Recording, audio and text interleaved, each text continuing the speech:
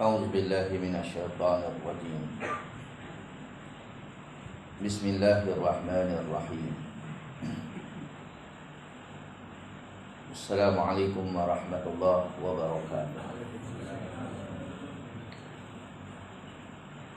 إلى حضرة النبي المصطفى رسول الله صلى الله عليه وسلم وأهل الكرام لهم الفاتحة. أعوذ بالله من الشيطان الرجيم. بسم الله الرحمن الرحيم. الحمد لله رب العالمين الرحمن الرحيم مالك يوم الدين. إياك نعبد وإياك نستعين اهدنا الصراط المستقيم صراط الذين أنعمت عليهم غير المغضوب عليهم ولا الضالين آمين. الحمد لله وبه نستعين. أشهد أن لا إله إلا الله وحده لا شريك له وأشهد أن محمدا عبده ورسوله. ونصلي ونسلم على هذا النبي الكريم سيدنا وحبيبنا محمد الأمين وعلى آله وصحبه أجمعين. سبحانك لا علم لنا إلا ما علمتنا إنك أنت العليم الحكيم.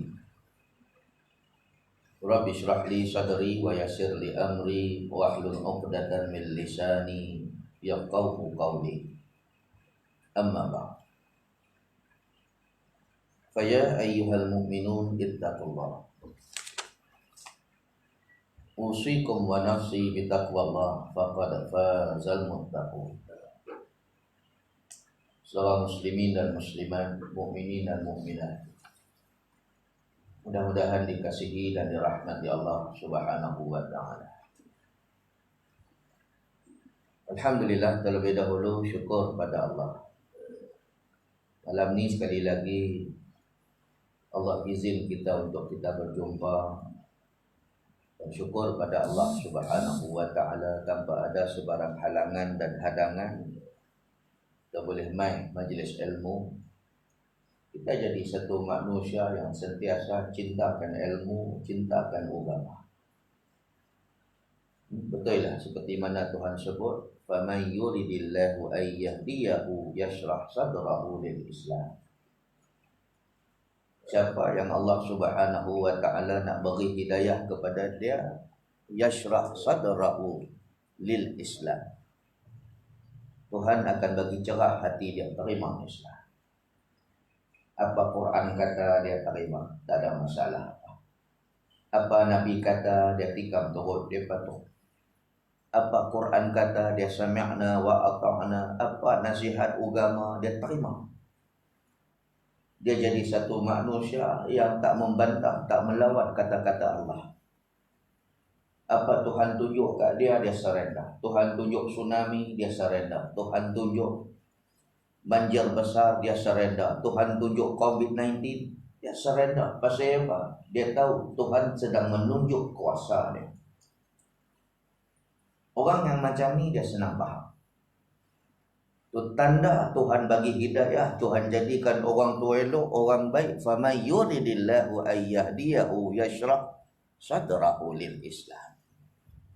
Siapa yang Tuhan nak jadikan dia baik, ada hidayah, ada petunjuk, Tuhan bagi cerah hati dia terima Islam. Orang jalan tiong ni tak ada masalah. Ustaz lewat sikit pun dia stay. Orang jalan tiong ni daripada dulu lagi, balik-balik muka sama. Sikit kita sebut takbir, Allahu Akbar, main semangat. Ni golongan yang yashrah sadrahu lil Islam, tak ada masalah untuk terima Islam. Syukur pada Allah, daripada dulu sampai lah kita tak pernah kurang, kita tak pernah jadi masalah pun untuk main surau, untuk main masjid, untuk main kuliah agama. Alhamdulillah, Tuhan jaga kita, Tuhan pelihara kita.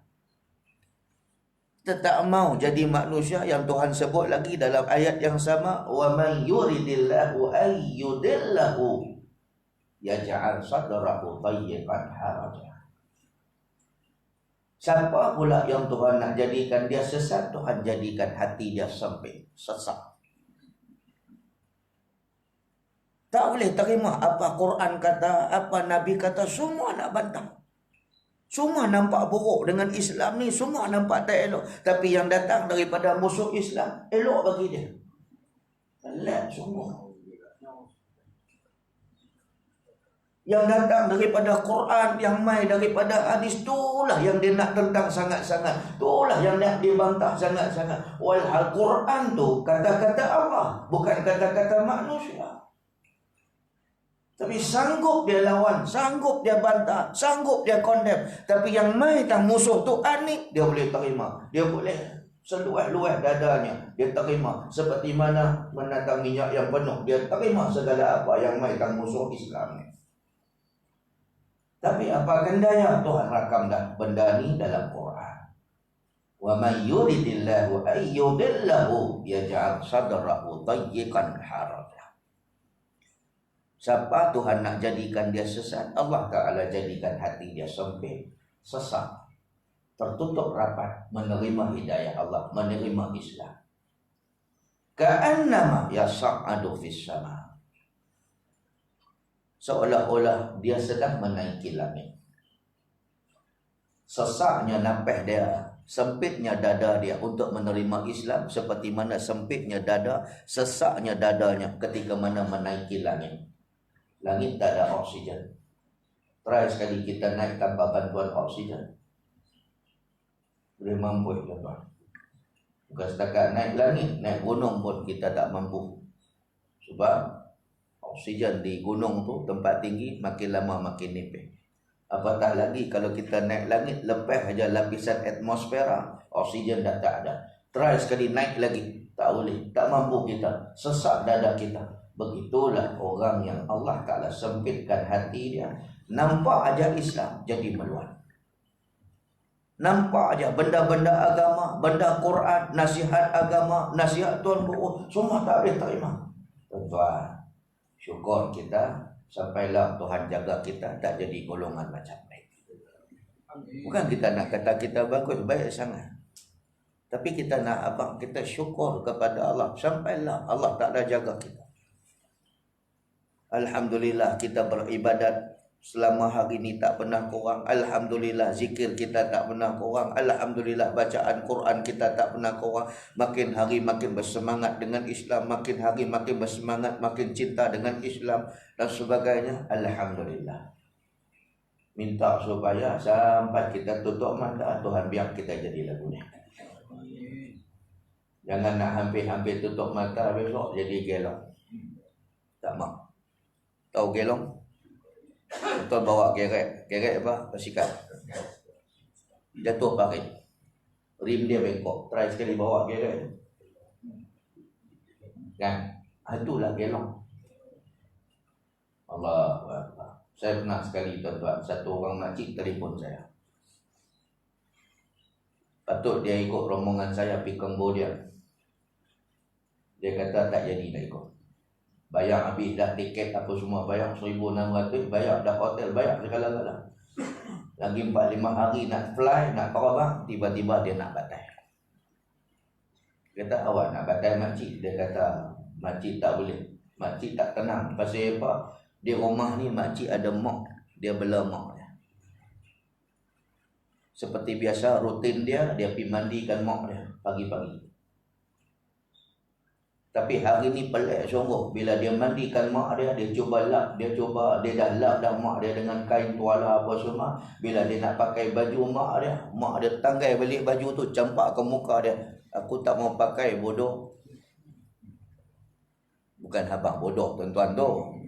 Dia lah abang. Aku tak mau pakai. Biar aku lagu ni. Mak dia telanjang. Dia nak telanjang bogel lagu tu. Menangis makcik ni mengadu kat saya. Kata saya try pakai lagi sekali ustaz. Saya sarungkan lagi mak pakai malu ke orang. Aku tak mau pakai. Bodoh lah hang. Allah. So saya cakap dengan makcik ni, makcik, kalau keadaan macam ni saya pun tak bagi makcik ikut saya. Jagalah mak tu. Sungguh tuan-tuan, tak lama lepas tu meninggal mak dia. Meninggal mak dia. Kita tak mau lagu jadi lagu ni lagi sebulan, lagi 3 minggu, lagi 2 minggu, lagi seminggu, lagi sejam, lagi seminit. Tiba-tiba kita jadi gelong, tiba-tiba kita jadi derhaka kepada Allah Ta'ala. Oh, biarlah kita tutup mata ni dalam keadaan syukur, beriman, beramal sentiasa kepada Allah Subhanahu wa Ta'ala. Tuan, muslimin dan muslimat yang dirahmati Allah Subhanahu wa Ta'ala. Jadi malam ni seperti biasa kita menyambung kuliah kita, Bahrul Mazi jilid yang ke-15. Baik, kita masuk muka surat 107, masalah ke-154. Bila kitab ni sebut masalah, bermakna bukan kitab ni ada masalah. Yang ada masalah kita, sebab tak bawa kitab. Masalah di sini maksud dia penjelasan, perbahasan. Baik, dia kata raja yang zalim raja dan kaifiatnya. Oh, kita masih lagi dengan isu ataupun tajuk tentang taat kepada raja yang zalim. Raja yang taat tu tak ada masalah, mafi muskilah. Ni bila main jadi apa? Bila masuk satu tajuk, satu isu, raja tu dia zalim.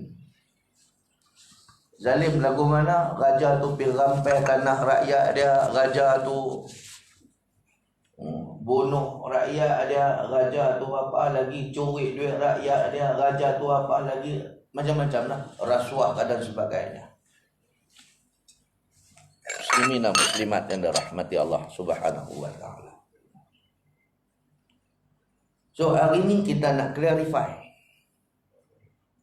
bolehkah raja ni kita bunuh dia, angkat senjata? Tuan-tuan, muslimin dan muslimat yang dirahmati Allah, nak kadang-kadang jumpa orang yang tengah semangat ni. Bagi dia nak dia ada. Apa yang dia mahu tu dia mahu. Dulu pernah jadi tuan-tuan. Saya didatangi oleh satu orang pemuda. Orang muda, semangat. Lepas keputusan PRU yang ke berapa? 12 ke 13? Kalah lah kita, kalah. Jumpa saya, Ustaz, jom kita perang Badar.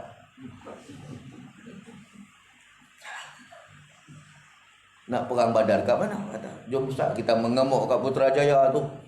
Mengundi beberapa kali dah, pangkak banyak kali dah, tak menang-menang juga, tak apa. Jom Ustaz, apa nak jadi-jadilah. Kita mengamuk atas dah. Kalau hang tak turun, aku mengamuk, aku bunuh. Masalah dia ajak saya. Hang nak buat seorang. Buat biar aku lah. Nampak tak? Muslimin dan muslimat dan rahmati Allah Subhanahu wa Ta'ala.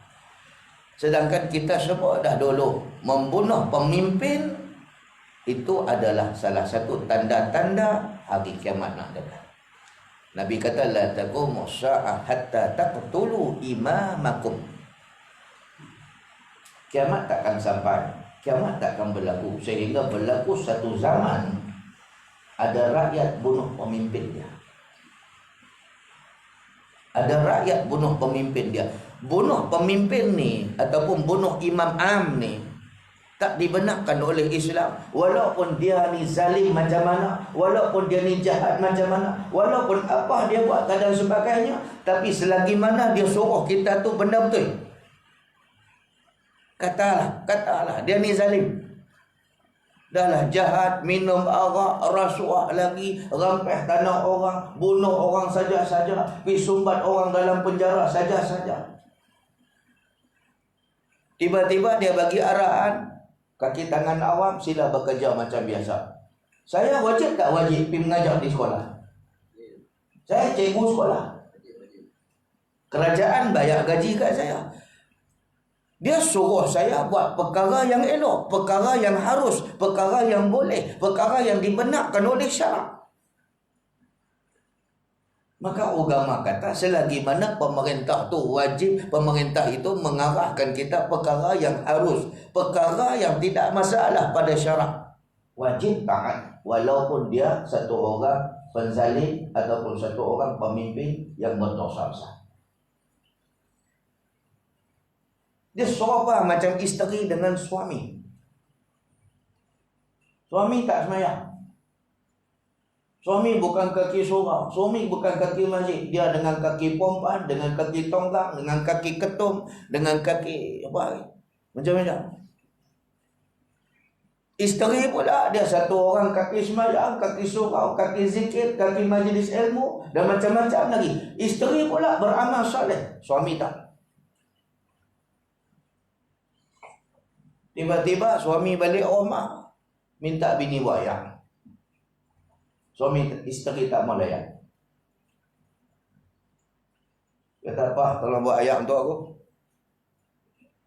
Dia tak peduli, dia buat kereh kepala, dia pergi ambil tasbih tu atas sejadah, dia pergi zikir subhanallah, subhanallah, subhanallah, subhanallah, subhanallah. Lagi dia kata tolong buat ayat untuk aku, orang dengar tak?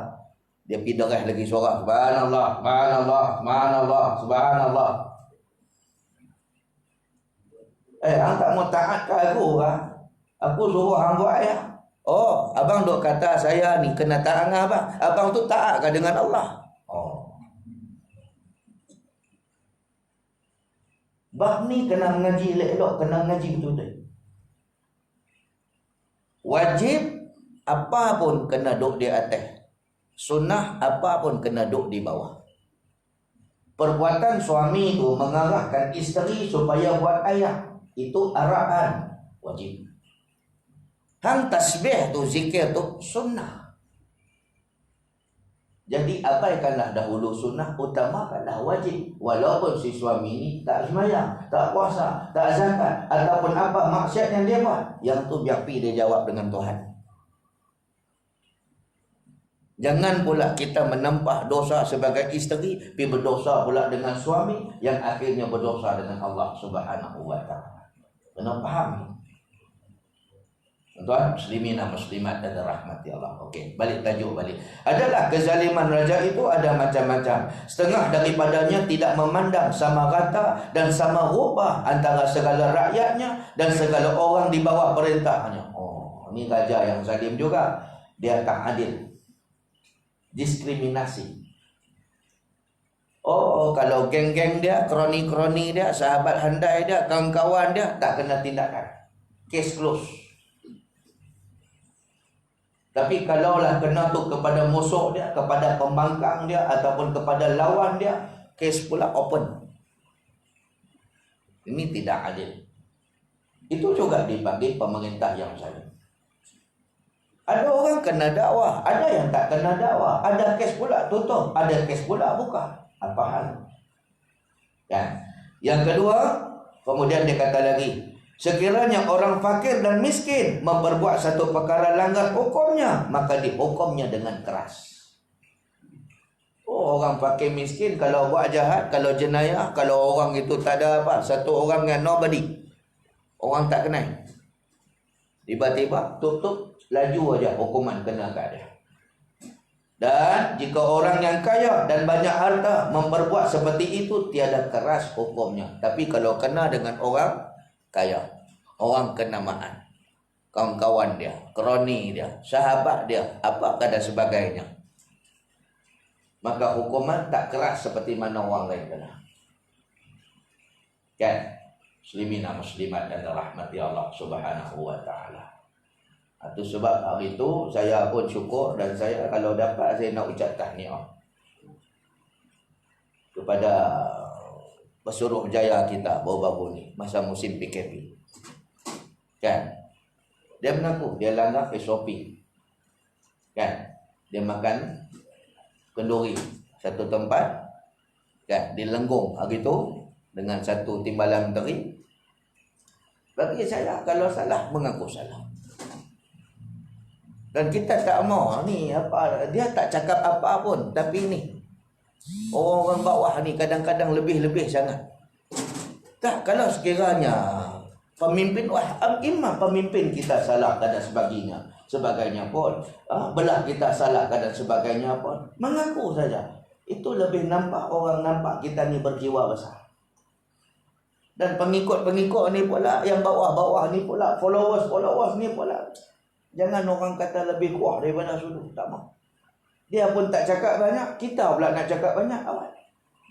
So, kalau salah, kita cakap salah. Bayar aja 1,000 macam orang lain. Tak ada masalah. Kita mampu pun untuk bayar 1,000 pun. Jadi, kita tak mau nampak orang lain nampak kita ni apa? Seperti menegak menang yang basah. Salah, tetap salah. Muslimin dan muslimat dan rahmati Allah Subhanahu wa taala. Ataupun dapat lepas keampunan daripadanya dengan sebab memandang ia akan hartanya yang dapat ditumpang. Muslimin dan muslimat dan rahmati Allah sekalian. Oh, hari itu masa depa memerintah, kes Banglo tutup. Nampak? Tiba-tiba bila depa dah terlepas daripada jawatan dan kuasa dan sebagainya, maka kes tu dapat dibuka balik semula. Hari tu tengok-tengok, ada pula satu kenyataan kes close. Sebab apa? Tak ada kes. Tiba-tiba bila bertukar hak lain, jadi kes pula. Hari ini tak mau jadi macam ni. Sebab itu juga dipanggil sebagai pemerintah yang zalim, iaitu tidak adil dalam memberi hukuman yang saksama. Baik, demikian jugalah dapat keampunan jika terkena di atas kekasihnya. Kalau sekiranya yang kena itu adalah kekasih dia, ataupun orang yang dia sayang, orang yang dia rapat, adik-beradik dia, kerabat dia, sahabat handai dia, maka terlepas hukuman. Maka jadilah orang miskin itu hina dan kena zalim, dan yang kaya berharta itu dipermuliakannya dan dimenangkannya dan dikasihi. Tuan-tuan, pernah satu hari tuan-tuan, Nabi SAW apabila jadi satu hari seorang perempuan bernama Fatimah. Ini bukan Fatimah Az-Zahra puteri Nabi dah. Ini Fatimah. Dia mencuri. Jadi kena dakwa. Bila barang kes yang dia curi itu melebihi had yang sepatutnya, yang boleh dikenakan hudud, maka akhirnya dia kena dakwa dan ada saksi bawa jumpa Nabi. Sahabat-sahabat Nabi SAW semua merayu kepada Nabi supaya budak ni dilepaskan, sebab dia orang perempuan. Tapi mereka ni nak pergi jumpa Nabi, nak menghadap Nabi depan-depan secara live, mereka tak berani. Mereka minta siapa? Zaid bin Harisah. Siapa Zaid bin Harisah? Dia ni anak angkat Nabi. Mereka guna orang tengah perantaraan. Mereka guna Zaid bin Harisah ni, tolonglah bagi tahu Rasulullah, gugurkan kes budak Fatimah. Fatimah ni mencuri dan dia mengaku dia mencuri. Jadi sahabat-sahabat Nabi ni rasa, nayalah budak ni kena hukum. Sebab apa? Sebab dia ni perempuan, sebab dia ni makhluk yang wanita yang lemah pada sebagainya. Dia ni depa ni rasa kasihan dengan budak ni. Jadi depa ni nak merayu dengan Rasulullah supaya digugurkan kes hudud ni, potong tangan ni. Tapi depa nak jumpa Nabi depan-depan, depa tak berani. Depa minta Zaid bin Harisah. Zaid bin Harisah ni anak angkat Nabi. Maka dia minta Zaid bin Harisah supaya jumpa pak angkat hang ni. Jumpalah Rasulullah, minta supaya gugur kes. Gantilah dengan hukuman yang lain daripada hukuman potong tangan. Zaid bin Harisah pergi jumpa pak angkat dia. Apabila Zaid bin Harisah jumpa pak angkatnya, minta supaya dia bawa permintaan sahabat-sahabat ni supaya digugurkan kes budak perempuan ni. Nabi merah padam muka. Merah padam muka Nabi. Nabi kata apa? Hal ta'adda haddan min hududillah. Hal ta'adda haddan min hududillah. Adakah hamba sanggup untuk melawan hukum Allah? Ini hukum Allah. Demi Allah, kalau sekiranya Fatimah anak aku, Fatimah, kalau dia mencuri sekalipun, aku potong tangan dia, Nabi kata. So no kompromi dalam bab hukum Allah Subhanahu wa taala. Nampak? Muslimin dan muslimat dan rahmati Allah Subhanahu wa taala. Dan cenderung hati maka jadilah orang yang miskin itu hina dan kena zalim, dan yang kaya berharga itu dipermuliakannya dan dimenangkannya dan dikasihkannya. Jadi orang kaya lepas hukum. Sebab apa? Sebab dia ni orang kaya, dia ni kroni, dia ni sahabat, dia ni karib dan sebagainya. Tapi orang miskin, orang biasa, orang yang tak ada nama, nobody dan sebagainya, yang ini kena hukum. Ini juga dipanggil sebagai pemerintah yang zalim. Muslimin dan muslimat dan rahmati Allah. Jadi kita tak nak lagu tu. Kalau kita bersalah, anggaplah sahaja kita bersalah. Kalau kena denda, kena bayar hukum. Baik, seterusnya. Dan cenderung hati ia kepadanya, dan setengah daripadanya tiada memandang raja itu ke atas rakyatnya, akan pandang belas kasihan. Maka siapa yang dipandangnya berharga, diambilnya, dimintanya dan kerahnya. Ada pula raja orang panggil kaki pau. Nampak? Dia rampai harta orang, dia rampai tanah orang, dia rampai hak orang dan sebagainya. Ataupun diutangnya dengan keras, kemudian tidak bayarnya dan tidak dipulangkan. Dia ambil, dia tak bayar. Maka demikian itu zalim jua namanya, serta makan harta yang haram dan sebagainya. Zalim. Kita ingat bagaimana Nabi Musa ikut Nabi Khidir. Kan? Nabi Musa ingat dia manusia paling berilmu. Tuhan kata ada manusia lebih berilmu daripada. Allah perintah Nabi Musa jumpa Nabi Khidir. Nabi Khidir dia kata, "Abah, boleh ikut aku, tak ada masalah, tapi aku takut hang tak tahan dengan aku. Takut hang tak tahan dengan aku." Nabi Musa kata, "Tak apa. Okey, kalau tak apa, boleh ikut. Dengan syarat, jangan banyak tanya. Kan? Jangan banyak tanya. Apa aku buat, jangan banyak tanya." Tapi Nabi Musa tanya juga. Saya pendek cerita, sampai dekat satu pantai, Nabi Musa alaihissalam lihat sendiri bagaimana Nabi Khidir pergi tebuk sampan-sampan yang ada di situ. Dia banyak peristiwa berlaku, saya pendekkan. Dia tebuk sampan-sampan yang ada di situ. Nabi Musa alaihissalam tanya, kenapa rosakkan sampan-sampan ni? Nampak? Dia mula tanya. Nabi Khidir kata, kalau nak ikut aku, jangan banyak tanya. Dia tanya. Kan? Akhirnya bila dah semua dia buat itu apa semua, Nabi Musa lihat sendiri perbuatan Nabi Khidir. Dan setiap kali Nabi Khidir buat itulah, setiap kali itulah Nabi Musa bertanya. Kemudian Nabi Khidir barulah dia menjelaskan apa pasal yang sampan tadi itu dia tebuk. Dia kata sampan itu kepunyaan rakyat, kepunyaan nelayan yang miskin. Di dalam negeri itu pula ada satu raja yang zalim. Raja itu suka rampai harta benda rakyat, termasuklah sampan nelayan. Jadi tujuan aku tebuk kapal itu tadi, sampan itu tadi, nak menyelamatkan harta nelayan yang miskin ni. Sebab kalau kapal itu sempurna, tak bocor, raja ni akan ambil. Nampak tak? Tapi kalau lah kapal itu dah rosak, dah bocor, raja tu tak ambil dah.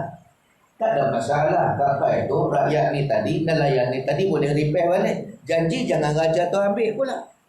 Nampak? Muslimin dan muslimat dan rahmati Allah sekalian. Baik, kata orang yang bertanya itu, "Ya Rasulullah, raja yang zalim itu apabila jatuh satu hal pergaduhan, perang dan langgar musuh, dikerasinya kami yang kena zalim. Maka adakah demikian perbuatannya itu kami junjung apa titahnya, dan kami perbuat apa perintahnya?" Nampak? Sahabat Nabi dia tanya, "Ya Rasulullah, kalaulah satu orang raja dia zalim dengan kami, dia seksa kami, dia zalim kami, dia naya kami dan sebagainya, tiba-tiba sampai satu masa dia minta kami buat kerja. Nelayan sila cari ikan di lautan, Kerjalah, carilah ikan. Sebab ikan ni merupakan sumber pendapatan ataupun sumber makanan kepada negara. Oh, kami tak mau cari ikan. Raja pula suruh petani-petani supaya tanam padi. Sebab beras ni adalah makanan asasi. Nasi makanan asasi negara ni. Kalau sekiranya petani dia tak dia tak usahakan ladang dia tak usahakan sawah padi dia, maka kita tak akan ada sumber nasi, sumber makan. Oh, tiba-tiba petani tak mau tanam. Sebab apa? Marah dengan raja ni. Dan samalah juga dengan sektor-sektor pekerjaan awam yang lain. Silalah bekerja. Yang meniaga silalah buka kedai. Sebab apa? Pendapatan industri ini sektor yang penting untuk kerajaan ni. Oh, tiba-tiba semua boikot, tak mau buka kedai. Marah dengan pemerintah ni. Tadi sahabat Nabi dia tanya Nabi.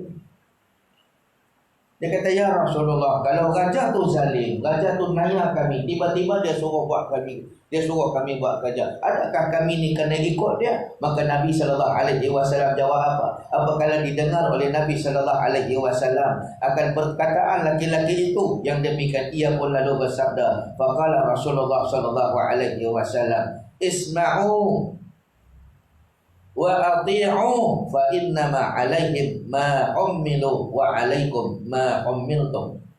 Maka sabda Rasulullah sallallahu alaihi wasallam, dengarkan oleh sekalian kamu akan apa suruhnya dan titah. Nabi kata raja tu zalim, raja tu naya orang. Tapi dengar selagi mana perintahnya, titahnya tidak menyalahi syarak. Dia suruh kita ni buka perniagaan, buka kedai. Bukan suruh telanjang bogeh buka baju. Buka kedai, berniaga. Sebab apa? Kalau semua kedai tutup, habislah, jam lah. Kan? Perniagaan tak ada, tutup gulung tikar dan sebagainya. Akhirnya rakyat menderita, tak boleh nak beli bahan makanan dan sebagainya. Maka kerajaan suruh buka kedai, jangan boikot, buka. Dia suruh buka kedai itu. Arahan itu adalah arahan yang harus di sisi syarak, dibenarkan oleh Islam. Perkara itu perkara baik, bukan perkara jahat. Dia bukan suruh kita buat benda tak senonoh dan sebagainya. Dia suruh kita buka kedai runcit, bukan suruh buka kedai karaoke ke, kedai todi ke, kedai apa, jual arak ke. Dah. Lainlah kalau sekiranya ni Surau Jalan Tiong ni saya nak jadikan dia pusat karaoke.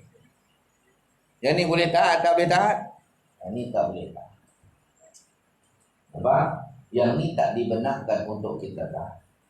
Muslimin dan muslimat dan rahmati Allah. Ataupun saya nak tukar ni Jalan Tiong punya surau ni, saya nak jadi dia ni macam, saya nak jadi dia ni kelab malam, saya nak jadikan dia ni kasino, saya nak yang ini kita tak boleh taat perintah tu. Sebab apa? La ta'ata fi maksiatil khaliq. Tidak boleh taat kepada perkara yang maksiat terhadap Allah Ta'ala, perkara dosa kepada Allah Subhanahu wa Ta'ala.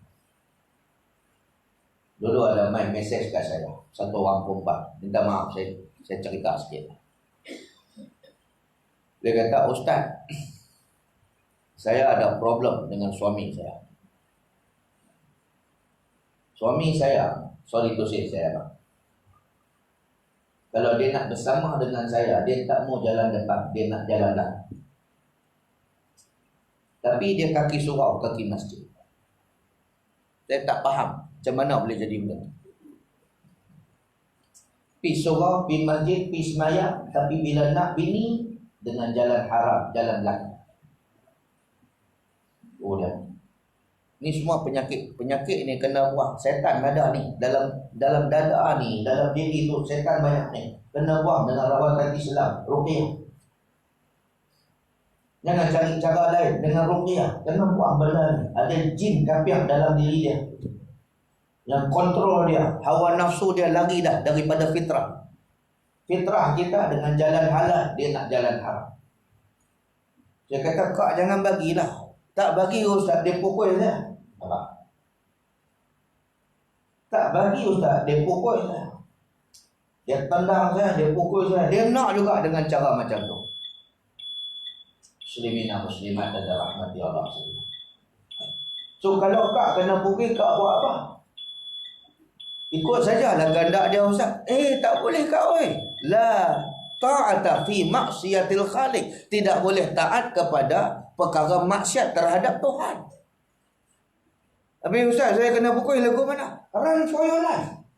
Lari daripada rumah tu. Ustaz kata tak boleh keluar daripada rumah. Tu pasal kena mengaji. Bila mengaji jangan lena.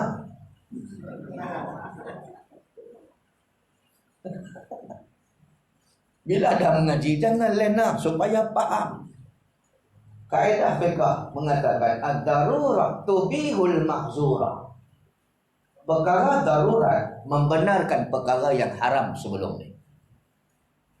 Dia dah darurat dah. Dia kena pukul semata-mata dia nak mempertahankan hukum Allah ni, nak mempertahankan syariat Allah. Syariat Allah tak bagi langsung, dia kena liwat. Perbuatan liwat ni haram. Suami itu berdosa, isteri yang bagi pula berdosa besar. So sekarang kes saya ni macam mana? Kalau saya tak bagi, saya kena pukul. Boleh keluar rumah. Walaupun sebelum ni keluar daripada rumah adalah haram. Tapi bila dah masuk perkara darurat, tubihul mahzurah. Dia membenarkan perkara yang haram selama. Cik, katalah rumah kita suami pergi kursus. Suami pergi kursus. Kan? Tiba-tiba rumah terbakar. Rumah terbakar apa rumah, tiba-tiba jiran kita telefon bomba lah, neno datang. Bomba pula suruh kita keluar. Suruh bini kita ni keluar. Kak, keluarlah kak, oi, ni kami nak padam api ni, kak gantung karang, hangui kak. Tak boleh, kak suami tak ada. Tak, kalau kak duduk dalam lagi, kak gantung lah. Tak apa, janji jangan kena api neraka. Mengajilah kak, kalau tak mengaji jadi lagu tu lah. Dan mengaji jangan lena. Dia telefon lelaki dia pula nak minta izin untuk keluar tu. Nama yang anda ada tak dapat dihubungi. Sudah. Akhirnya dia tak mau keluar. Bomba suruh keluar, dia tak mau keluar. Dia kata kalau keluar sekarang haram. Sebab lelaki dia tak bagi dia keluar. Memanglah, tapi bila bertembung dengan perkara yang darurah, tubihul mahzurah, dia membenarkan perkara yang haram. Jadi benar. Dibenarkan oleh syarak untuk keluar daripada rumah tu. Samalah macam bini kita ni. Kalau bini tu kena pukul, bini ni nak kena bunuh dengan laki dia, laki dia naik gila ke apa semua, macam baru-baru ni bawa sabit ke hospital. Sebaik bukan orang Islam kan, mengamuk dengan bini dia. Pasal apa? Pasal apa nama aku tak kena sebut pula, hang aja kena sebut. Masak sama-sama. Faham lah kan? Dia mabuk. Jadi kalau lelaki tu nak bunuh dia boleh keluar daripada rumah, pi ke balai polis, pi ke ketua kampung, pi rumah jiran, pi balik kampung dia dan sebagainya. Tak jadi salah apa. Sebab apa? Bila bertembung dengan perkara darurat. Baik, muslimin dan muslimat yang dirahmati Allah sekalian. Sikit lagi. Maka Nabi SAW kata apa? Isma'u wa ati'u. Dan dengarlah oleh sekalian kamu akan apa suruhnya dan titahnya, dan ikut oleh sekalian kamu akan apa perintahnya yang tidak membawa kepada maksiat. Maksiat ni apa? Dosa. Kan? Dia suruh kita tinggal sembahyang, tu tak maulah. Dia suruh kita ni tinggal puasa, dia suruh kita ni jangan tutup aurat, dia suruh itu minum arak ke apa semua. Macam suami pun sama juga. Dia tengok bini dia nak keluar. Nak keluar lah. Elok sangatlah. Ambil duit poket aku ni RM50. Abang nak suruh saya beli apa? Beli nombor aku Ustaz. Laki suruh bini beli nombor. Abang nak nombor plat ke? Bukan nombor plat buat apa? Aku nak ni nombor ekor. Jadi isteri haram untuk turut perintah suami. Baru nak cakap. So, isteri disuruh oleh suami beli rokok. Apa rokok? Hukum jelas mengatakan rokok haram, vape pun haram. Tiba-tiba laki suruh isteri dia beli rokok, bagi duit RM20, beli rokok dan dia 20 batang. Maka isteri tak wajib taat, bahkan haram pula membeli. Oh, yang tak nak taat perintah aku kau. Oh, dia cakap lagu tu. Biarlah laki kita habaq apa pun pasal kita, janji kita jaga perkara hukum. Oh, hang tahu tak? Hang tak taat perintah aku, hang takkan cium bau syurga. Dia main dalil lagu tu. Yang hang ni syurga sangat. Kan? Tak mau. Jadi kita faham dah hukum. Hukum ni bukan kita erti nak kata yang kamu ni salah, hang salah, saya betul. Tak. Tok guru pun tak betul. Kita bukan nak kata yang hang ni salah, kita betul dan sebagainya. Kita belajar agama ni nak kenai dosa pahala. Nak kenai hak dan batil. Bila kita dah tahu benda tu hak, sama-samalah kita menjunjung hak. Sama-samalah kita bersama dengan perkara yang benar. Dan bila kita dah tahu perkara tu batil, tak betul, sama-samalah kita menolak perkara yang batil.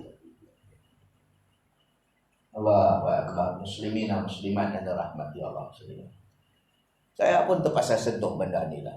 Anak saya dulu mengaji di Pasti. Lah ni dah besar. Kan? Tak mau sebut lah Pasti mana. Jadi ada satu hari sukan. Satu hari sukan.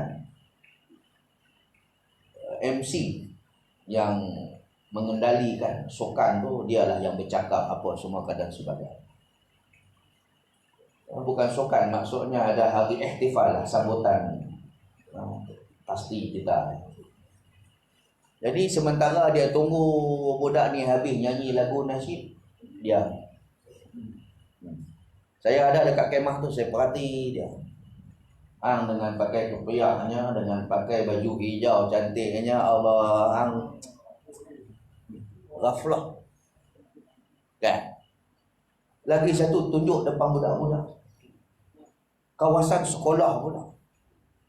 Tulis kat pula kat situ, no smoking lagi. Satu image, satu benda yang kita tak boleh nak maaf benda. Jadi itu kita kata, kita menjunjung Islam. Islam itu apa? Islam itu bersama dengan yang benar dan menolak kebatilan. Kalau macam itu, apa yang benar sokong, apa yang batil kita sama-sama tolak. Wallahualam. Dia dah bunyi, jadi kita kena penting. InsyaAllah tuan-tuan, mudah-mudahan ada kebaikan untuk kita daripada Allah Ta'ala malam ni. Baik, habis dah tajuk tu. Sikit lagi dia kata, adapun zalimnya dan fasidnya, pulangkan kepada Allah untuk membalasnya. Tapi Ustaz, kerajaan kita ni dia zalim. Dia akan jawab depan Allah. Kerajaan kita ni tak laksana hukum Tuhan, tak laksana hukum Allah. Dia akan jawab nanti depan Allah. Tapi bila dia suruh kita bekerja, kita wajib bekerja. Dia suruh kita ni ikut perintah SOP ke apa semua, kita kena ikut. Sebab apa? Itu perkara harus, perkara baik.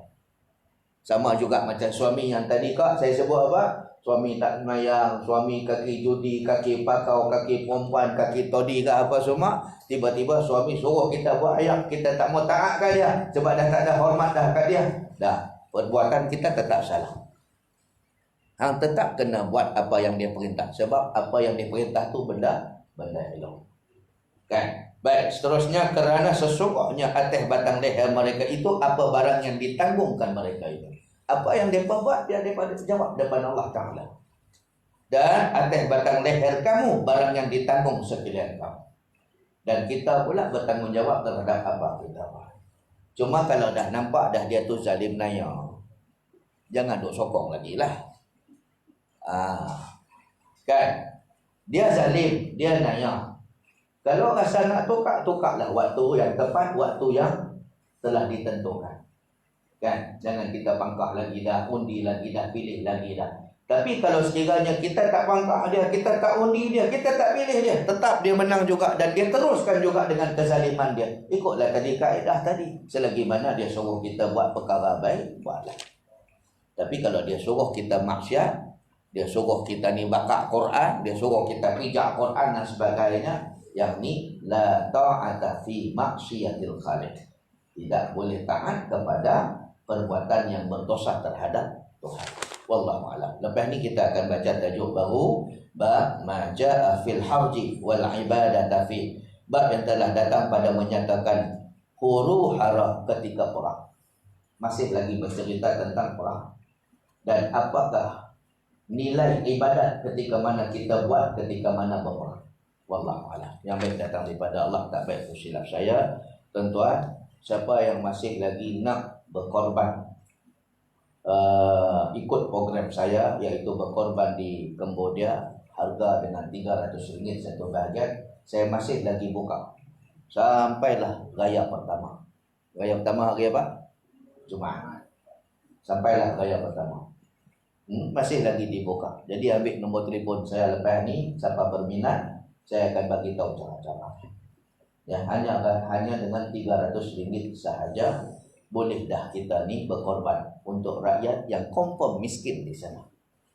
Dapat pahala korban satu, dapat pahala bagi makan orang miskin satu, dapat pahala bagi makan anak-anak tahfiz yang yatim piatu satu. Sebab daging korban sebahagiannya akan diserah kepada ma'at tahfiz, mereka akan makan dalam tempoh 1 tahun. Mereka akan simpan dalam freezer, peti besar, peti sejuk yang besar tu 1 tahun boleh makan daging. Hari-hari mereka pergi makan daging yang kita korban. Tuan-tuan pun tahu apakah pahala memberi makan fakir miskin, memberi makan anak-anak yatim piatu yang hafiz Quran pula. Ya, wallahu a'lam. Tangguh majlis dengan tasbih kafarah dan surah Subhanallah wa bihamdika asyhadu an la ilaha illa anta astaghfiruka wa atubu. Bismillahirrahmanirrahim. Wal 'asri innal insana lafi khusr illa allazina amanu wa 'amilus shalihati wa tawassaw bil haqqi wa tawassaw bis sabr. Allahumma shalli ala sayyidina Muhammadin fil awwalin wal akhirin wa sallim radhiyallahu tabaraka ta'ala an sadatina ashabi Rasulillah ajma'in. Bismillahirrahmanirrahim. Radina billahi rabba wa bil islam dinan wa bi Muhammadin sallallahu alaihi wasallam nabiyyan wa rasulan. Allahumma faqihna fid din wa 'allimna fit ta'wil wa hdina siratal mustaqim. Allahumma arina al-haqqa haqqan warzuqna ittiba'ah wa arina al-batila batilan warzuqna ijtinabah. Wa sallallahu ala Muhammadin wa ala alihi wa sahbihi wa sallama walhamdulillahi rabbil alamin. Assalamualaikum warahmatullahi wabarakatuh.